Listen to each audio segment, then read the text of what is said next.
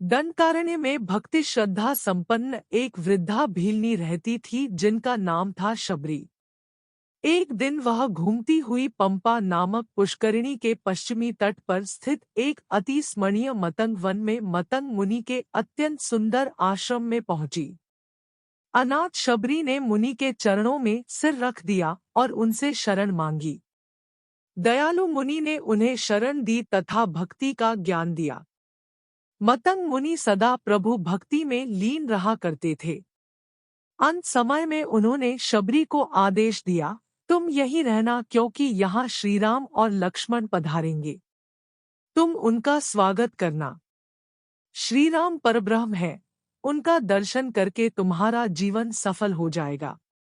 शबरी के मन में श्रीराम भक्ति की एक लौ उन्होंने जगा दी थी। गुरु के आदेशानुसार शबरी श्रद्धापूर्वक प्रतिदिन आश्रम में प्रभु श्रीराम के आगमन की प्रतीक्षा करती रहती थी कि पता नहीं प्रभु श्रीराम कब पधार जाएं। अत नित्य आश्रम के प्रवेश द्वार तक के मार्ग को बुहारती और संपूर्ण मार्ग को नवीन पुष्पों से ओट देती थी। भगवान श्रीराम आएंगे यह गुरु का संदेश था और उन्हें इसका दृढ़ विश्वास था। कब आएंगे पता नहीं पर आएंगे अवश्य। वह श्रद्धा भक्ति पूर्वक रात दिन श्रीराम जी का स्मरण करती।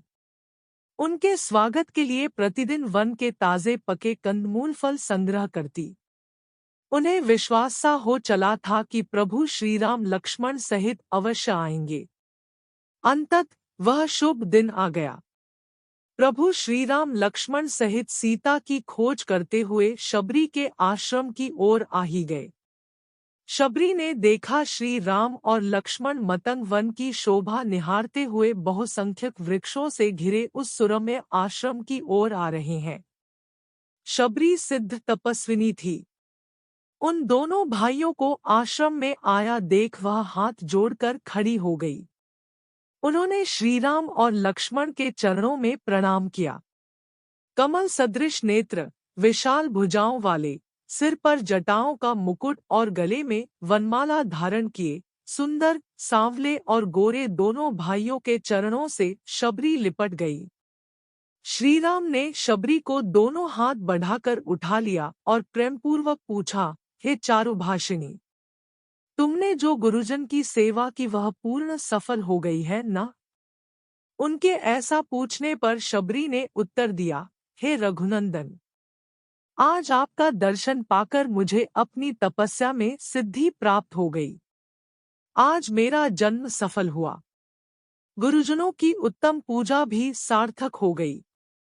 ऐसा कहकर शबरी ने दोनों भाइयों को पाद्य, अर्घ्य और आचमनीय आदि सामग्री समर्पित की। बड़े वात्सल्य भाव से नाना प्रकार के कंदमूल फल जो उसने प्रेमपूर्वक संग्रह किए थे, उन्हें जीवने को दिए। श्रीराम ने बड़े प्रेमपूर्वक उन मीठे पके कंदमूल फलों को ग्रहण किया और उनके दिव्य आस्वाद का बार बार बखान किया।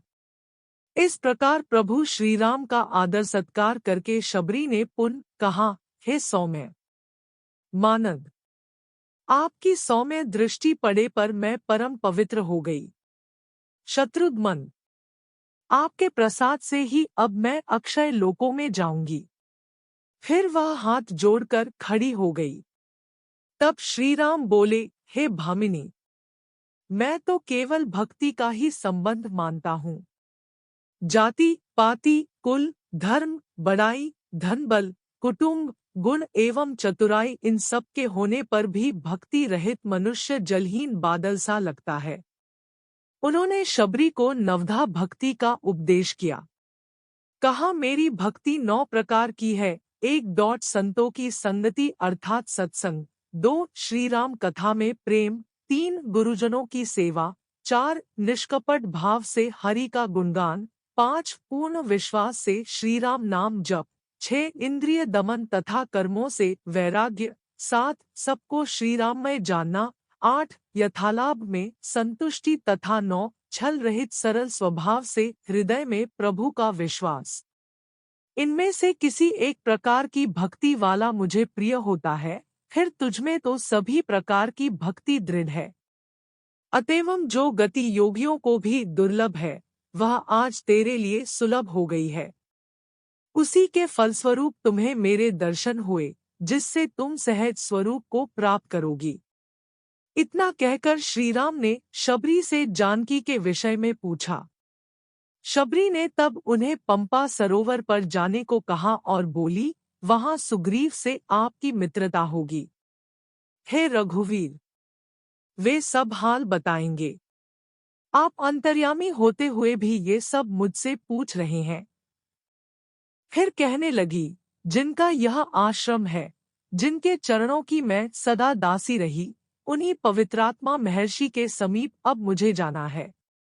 प्रेम भक्ति में रंगी हुई शबरी ने बार बार प्रभु के चरणों में सिर झुकाकर प्रभु दर्शन करके हृदय में श्रीराम के चरणों को धारण करके योगाग्नि द्वारा शरीर त्यागा। वह प्रभु चरणों में लीन हो गई। भगवत प्रेम का सुंदर स्वरूप जो शबरी ने प्रस्तुत किया, वह किसी के भी हृदय में प्रेम भक्ति का संचार करने में सर्वथा सक्षम है, इसमें जरा भी संदेह नहीं। वह श्रीराम में वात्सल्य भाव रखती थी और श्रीराम ने भी उन्हें माता कौशल्या की भांति मातृभाव से ही देखा।